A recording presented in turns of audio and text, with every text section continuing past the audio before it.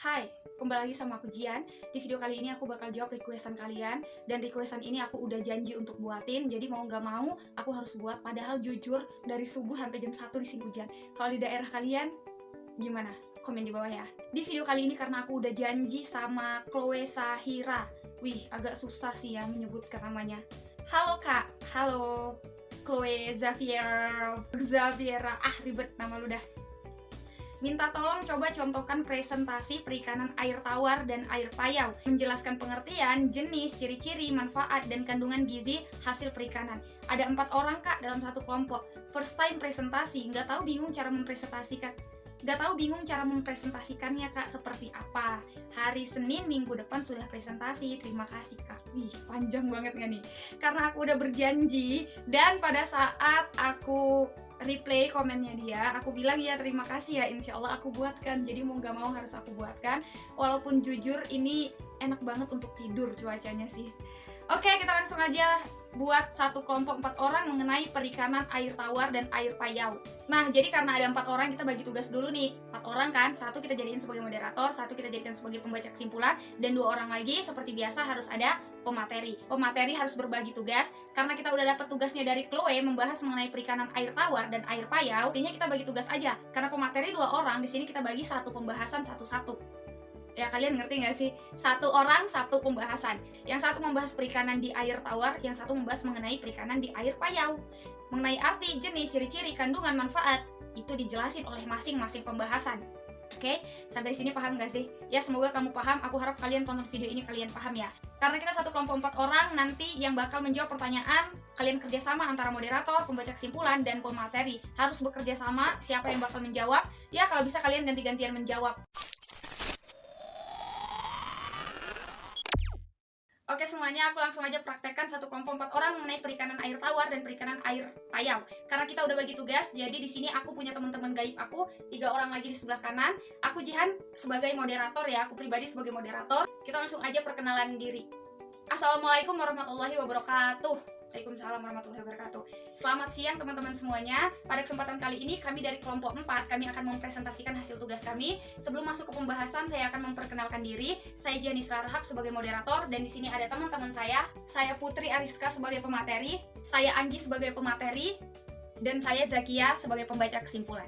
Pada kesempatan kali ini kami akan mempresentasikan hasil tugas kami yaitu mengenai perikanan air tawar dan air payau. Sebelum masuk pada pembahasan, di sini ada 3 sesi. Yang pertama adalah penjelasan dari materi yang akan disampaikan oleh Putri Ariska dan Anggi, di mana Putri Ariska akan menjelaskan mengenai perikanan air tawar dan Anggi akan menjelaskan mengenai perikanan air payau. Selanjutnya adalah sesi kedua, di mana sesi kedua ini adalah sesi tanya jawab. Saya akan memberikan kesempatan untuk 5 orang penanya. Sesi pertama saya berikan untuk 2 orang penanya dan sesi kedua saya berikan untuk 3 orang penanya. Dan yang terakhir adalah pembacaan kesimpulan dari Zakia. Baiklah, tanpa berlama-lama lagi, langsung saja kita masuk pada pembahasan yang akan dibahas oleh Putri Ariska dan Anggi. Kepada Putri, saya persilahkan. Nah, terkhusus untuk pemateri, karena kita udah bagi tugas ya, yang satu membahas mengenai perikanan air tawar, yang satu membahas mengenai perikanan air payau. Jadi masing-masing kamu menjelaskan arti dari apa itu perikanan air tawar, apa itu perikanan air payau, dan selanjutnya jenis-jenis, ciri-ciri, kandungan, dan manfaatnya. Itu dijelasin masing-masing ya. Kelebihan dari ikan air payau itu tersendiri apa, dan kelebihan dari ikan yang ada di air tawar itu sendiri apa. Kalian presentasikan sesuai dengan pembagian yang udah dijelasin. Baiklah, saya Putri Ariska, saya akan mempresentasikan hasil tugas kami yaitu mengenai perikanan air tawar dan perikanan air payau. Di sini saya akan menjelaskan mengenai perikanan air tawar dan Anggi nanti akan menjelaskan mengenai perikanan air payau. Baik, kalau gitu kita langsung aja masuk ke presentasinya. Perikanan darat merupakan usaha pemeliharaan dan penangkapan ikan di perairan darat, seperti kolam, sungai, danau, rawa, dan tambak. Perikanan darat dapat dibedakan menjadi 2 jenis, yaitu perikanan air payau dan perikanan air tawar. Di sini saya akan menjelaskan mengenai perikanan air tawar. Apa sih perikanan air tawar itu? Perikanan air tawar adalah perikanan yang dilakukan di perairan air yang tawar, meliputi sungai, danau, rawa, dan kolam. Adapun perikanan air payau adalah perikanan yang dilakukan di tepi pantai dalam bentuk tambak dengan jenis budidaya berupa udang dan ikan bandeng dan lain sebagainya. Di kesempatan kali ini saya khusus membahas mengenai perikanan di air tawar. Yang disebut dengan ikan pada air tawar adalah jenis ikan yang sebagian besar hidupnya berada pada air tawar, atau jenis ikan yang habitatnya di dalam air yang tawar. Yang termasuk air tawar seperti sungai atau danau. Air tawar kadar garamnya tidak seperti air laut, sehingga beberapa jenis ikan dapat beradaptasi dengan baik di air tawar. Nah, ciri-ciri ikan di air tawar ini, yang pertama, struktur tulang atau duri lebih halus. Biasanya lebih gampang dikonsumsi dibanding ikan laut. Hal ini karena ikan tawar biasanya hidup pada perairan yang lebih tenang, sehingga tidak memerlukan banyak pergerakan di dalam air. Yang kedua, ukuran ginjal lebih besar. Ciri lain dari ikan tawar adalah ukuran ginjal jauh lebih besar dibanding ikan laut. Oleh karena itu, ukurannya jadi lebih besar dibanding ikan laut. Yang ketiga, aromanya cenderung amis lumpur. Setiap ikan mengeluarkan bau amis. Hanya saja, bau amis yang dikeluarkan di ikan air tawar dan air laut berbeda. Ikan air tawar, amis yang dikeluarkan lebih mendekati pada amis bau lumpur. Sedangkan pada ikan laut, amis yang dikeluarkan mendekati pada ikan air laut. Nah, selanjutnya adalah jenis-jenis ikan yang berada di air tawar, yang bisa kita budidayakan. Yang pertama, ikan gurami. Bisa dibilang ikan gurami adalah ikan yang paling tinggi harganya di pasaran, karena ikan gurami sangat banyak peminatnya. Salah satunya aku. Ikan gurami bentuknya pipih dan lebar, serta memiliki sisik yang besar dan rapat. Ikan gurami tekstur dagingnya lembut dan rasanya begitu gurih. Oleh karena itu, ikan ini cocok banget untuk dijadikan sebagai santapan. Kok kita jadi bahas ke makanan ya? Ya, karena sebagian pembahasan kita adalah ikan-ikan yang bisa kita konsumsi, yang bisa kita makan. Selanjutnya, ikan gurami bisa dibudidayakan di dalam kolam terpal, dan makanannya cukup umbi-umbian saja. Selanjutnya adalah lele.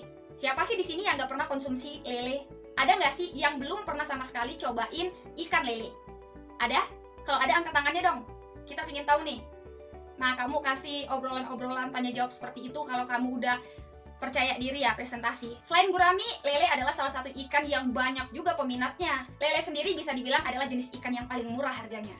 Dan ikan lele sendiri bisa dibilang ikan yang paling mudah untuk dibudidayakan. Masyarakat Indonesia saya lihat juga sangat gemar mengonsumsi ikan lele karena rasanya yang gurih. Ikan lele ini sangat mudah untuk dibudidayakan dan pertumbuhannya sangat cepat. Yang ketiga, ikan mujair. Ikan mujair ini juga sangat mudah dibudidayakan. Bentuk tubuhnya itu pipih dan kecil, serta sisiknya agak kecoklat-coklatan. Nah, dalam presentasi kita menjelaskan mengenai ikan. Kalau kalian ada PPT, kalian bisa kasih tunjuk gambar ikannya ya. Tapi kalau kalian nggak punya PPT, kalian pakai makalah ya, pakai soft file yang dikirim, yang ditransfer via WhatsApp atau via tele. Di dalam materi kalian harus meletakkan gambar-gambarnya, biar mereka juga bisa lihat ciri-ciri yang kalian sebutkan tadi. Kalian jelasin aja ya ciri-cirinya, oke? Jenis-jenis ikan tersebut, kasih tahu ciri-cirinya. Jadi kita lanjut aja ke pembahasan berikutnya. Nah, selanjutnya adalah keuntungan. Keuntungan apa sih jika kita budidaya ikan di air tawar? Ada beberapa keuntungan. Jenis ikan di air tawar ini sangat menguntungkan, karena banyak masyarakat yang mengonsumsi ikan di air tawar ini. Setiap tahunnya kebutuhan ikan di air tawar sangat meningkat. Bahkan beberapa jenis ikan lainnya masih diimpor, seperti patin yang masih diimpor dari luar negeri ke dalam negeri karena kebutuhan. Nah, kalau dalam presentasi kalian, dalam website kalian, sumbernya kalian, ketika kalian menemukan penelitiannya yang tidak cukup kuat, itu lebih baik nggak usah dipakai ya. Kenapa? Ini kan sebagai contoh ya. Tiba-tiba aku menemukan, jadi penelitian ini masih perlu tindak lanjut. Nah, kalian nggak usah masukin kalau ada penelitian-penelitian yang belum kelar kayak gini ya. Karena ini bisa jadi menimbulkan pertanyaan. Kenapa penelitiannya belum kelar tapi udah kita presentasikan? Oke? Jadi jangan dipakai. Oke, itu kita skip aja. Inilah pembahasan dari saya mengenai perikanan air tawar. Selanjutnya akan dijelaskan oleh Anggi mengenai perikanan air payau. Baiklah teman-teman, selanjutnya saya akan mempresentasikan mengenai perikanan di air payau. Mengenai pengertian perikanan air payau udah dijelaskan oleh Putri Ariska ya. Namun di sini saya tegaskan kembali, perikanan air payau ini merupakan perikanan yang dilakukan di tepi pantai dalam bentuk tambak dengan jenis budidaya berupa udang dan ikan bandeng. Selanjutnya saya akan membahas mengenai jenis ikan di air payau. Air payau merupakan campuran antara air laut dengan air tawar. Air laut dengan air tawar dicampurkan sehingga menjadilah air payau. Air payau tercipta akibat dari degradasi lingkungan dan naiknya air pasang. Ketika air laut meluap dan masuk ke median sungai, terjadilah pendangkalan di sekitar sungai, sehingga air asin pun masuk ke dalam air tanah dangkal. Jika kadar garam ini di antara 0,5 sampai 30 gram, maka itu sudah termasuk ke dalam air payau. Sedangkan kandungan garam yang melebihi 30 gram itu termasuk ke dalam air asin atau air laut. Itulah kenapa air payau ini adalah campuran dari air laut dan air tawar. Nah, selanjutnya adalah manfaat mengonsumsi ikan di air payau. Ada beberapa manfaatnya. Yang pertama, membuat berat badan kita jadi ideal. Yang kedua, menambah nafsu makan. Yang ketiga, menaikkan kadar hemoglobin kita. Yang keempat, bisa mencegah gondok. Kelima, dapat mengatur kadar cairan dalam tubuh kita. Nah, inilah manfaat yang dapat kita rasakan ketika kita mengonsumsi ikan di air payau ini. Nah, untuk selanjutnya kalian lanjutkan aja materi pembahasan aku ini ya. Kalian tambahin yang belum aku jelasin. Kalian intinya harus menjelaskan pengertiannya, jenis, ciri-ciri, kandungan, serta manfaat. Sebenarnya aku udah buat videonya 1 jam lebih. Di sini aku jelasin lengkap mengenai materi kalian, yaitu mengenai perikanan air tawar dan air payau. Aku juga memberikan contoh serta gizi yang terkandung di dalam ikan-ikan tersebut. Tapi karena nggak memungkinkan video ini panjang, takutnya nanti kalian bosen dan akhirnya nggak tonton sampai akhir, jadi aku udahin aja. Yang penting kalian lanjutkan penjelasannya ya. Intinya kalian harus jelasin sampai kelar. Inilah penjelasan dari kami mengenai perikanan di air tawar dan di air payau. Namun terakhir kami sampaikan, kita boleh mengonsumsi ikan-ikan jenis yang kami sebutkan tadi, hanya saja jangan terlalu berlebihan untuk mengonsumsi. Kenapa? Karena segala sesuatu yang berlebihan juga kurang baik ya. Jadi pastiin untuk tidak terlalu berlebihan mengonsumsi jenis-jenis ikan yang berada di air tawar ataupun berada di air payau. Mungkin bisa dikonsumsi 1 minggu 3 kali, namun jangan setiap hari ya. Itulah penjelasan dari kami, terima kasih. Selanjutnya kami kembalikan kepada moderator. Baiklah teman-teman semuanya, inilah presentasi dari kami mengenai perikanan di air tawar dan di air payau. Selanjutnya adalah sesi tanya jawab, di mana saya akan membuka kesempatan untuk 5 orang penanya. Sesi pertama saya buka untuk 2 orang penanya, dan sesi kedua akan saya lanjutkan untuk 3 orang penanya. Pastikan pertanyaan kalian sesuai dengan materi kita hari ini. Baiklah, jika ada pertanyaan ataupun ada yang kurang paham, saya persilahkan untuk bertanya. Saya ingin bertanya. Assalamualaikum, saya Desti. Saya ingin bertanya mengenai perikanan di air payau ya. Karena dari yang saya tahu bahwasannya ikan di air payau ini sebenarnya tidak bagus untuk kita konsumsi ya.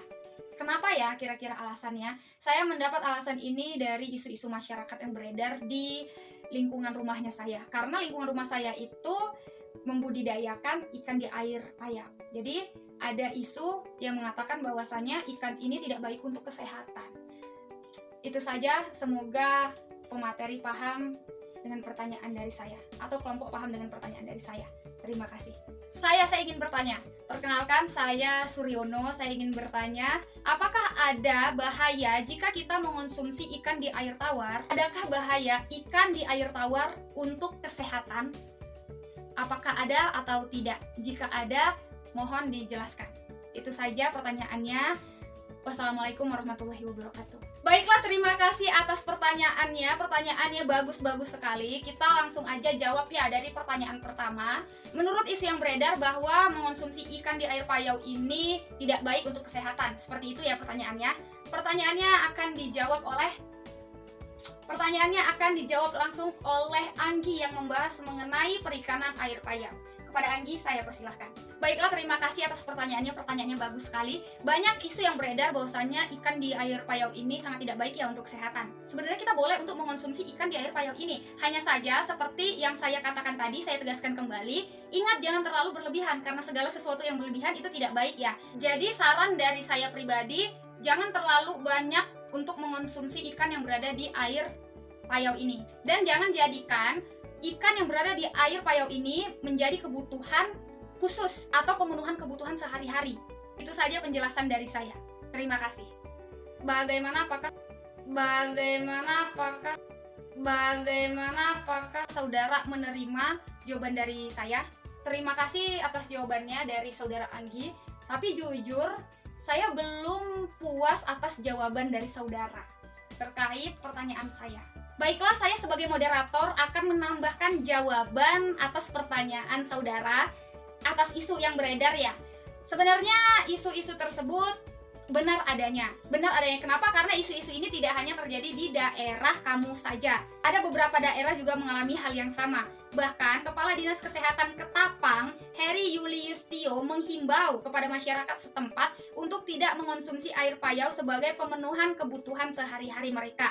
Katanya, air payau, katanya nih, isu seperti yang kamu katakan, katanya air payau merupakan tempat bersarangnya kuman-kuman, di antaranya penyebab diare dan kolera yang bisa berujung kematian pada penderita. Selain rasanya tidak enak, air payau juga tidak baik dikonsumsi, ujar Heri Julius Tio. Hal ini benar adanya, isu yang beredar juga benar adanya. Namun di sini dikatakan ya, katanya air payau merupakan tempat bersarangnya kuman-kuman. Hanya katanya, jadi ini belum bisa dikatakan sebagai faktanya. Oleh karena itu, kami sebagai kelompok untuk menemukan titik terang dari pertanyaannya saudara, jangan terlalu banyak untuk mengonsumsi ikan-ikan yang berada di air payau ini. Walaupun tadi memiliki kelebihan ya. Jadi sekali lagi kita sebagai kelompok menegaskan jangan terlalu banyak mengonsumsi ikan yang berada di air payau ini. Ya, untuk kesehatan diri kita pribadi. Ini masih menjadi katanya yang belum jelas faktanya. Itu saja penjelasan dari kami terkait pertanyaan saudara. Bagaimana, apakah saudara menerima? Jawaban dari kami, penjelasannya bagus sekali, saya menerima, saya puas, terima kasih. Nah, itu dia tadi teman-teman penjelasan mengenai perikanan di air tawar dan perikanan di air payau. Ya, aku rasa ini cukup panjang ya, oh my god. Kalian harus nonton ya, dan share ke 3 orang temen kamu lagi, karena ini udah panjang banget. Kita tutup presentasinya. Belum, kesimpulan belum. Baiklah teman-teman semuanya, inilah penjelasan dari kami mengenai perikanan air tawar dan air payau. Selanjutnya adalah kesimpulan yang akan dibacakan oleh Zakia. Kepada Kia, saya persilahkan. Nah, untuk Kia, silahkan simpulkan sendiri pembahasan mengenai perikanan air tawar dan air payau. Ingat, dari pembahasan yang udah dijelaskan tadi dan pertanyaan-pertanyaan yang dapat mengembangkan materi kalian, itu juga harus disimpulkan ya. Karena pertanyaannya tadi bagus-bagus banget. Jadi harus dimasukkan sebagai kesimpulan ya. Ambil 1 atau 2 contoh aja ya, atau beberapa kalimat. Ya, untuk Zakia silahkan simpulkan sendiri, aku nggak usah lagi karena ini videonya udah panjang banget. Ntar kalian bosen lagi liatnya, dan takutnya kalian nggak tonton sampai akhir, kan nggak enak kan? Udah panjang-panjang dibuatin, nggak nonton sampai akhir, udah mendingan sampai sini aja. Kalau gitu, aku sebagai moderator tutup dulu ya. Baiklah teman-teman, inilah presentasi dari kami kelompok 4 mengenai perikanan air tawar dan air payau. Semoga penjelasan dari kami dapat berguna untuk kita semua, khususnya untuk kami pribadi. Terima kasih atas segala perhatian, mohon maaf atas segala kekurangan. Wabillahi taufiq wal hidayah. Wassalamualaikum warahmatullahi wabarakatuh. Waalaikumsalam warahmatullahi wabarakatuh. Nah, itu tadi penjelasan dari aku mengenai presentasi perikanan air payau dan air tawar ya. Udah cukup jelas aku rasa, dan bahkan tadi ada pertanyaan-pertanyaan berkembang yang bisa mengembangkan materinya kamu. Itu enaknya kalau kita presentasi dengan jelas, maka pertanyaan-pertanyaannya berbobot. Itu enaknya. Kalau pertanyaan berbobot, kita juga makin semangat untuk menjawab pertanyaan. Apalagi ada orang-orang yang tadi tidak puas dengan jawaban kita, maka kita harus menuntaskan pertanyaannya agar mereka menerima dan mereka puas sama jawabannya. Itu aja dari aku, semoga kalian suka ya, semoga ini membantu kalian yang bakal presentasi. Thank you, so goodbye, stay always positif. Jangan lupa like, comment, dan subscribe di video ini. Kalau gitu, aku Jen undur diri. Bye-bye, makasih semuanya. Capek banget. Dadah, kita jumpa lagi di video selanjutnya. Bye. Jangan lupa follow Instagram aku, Jen Isra.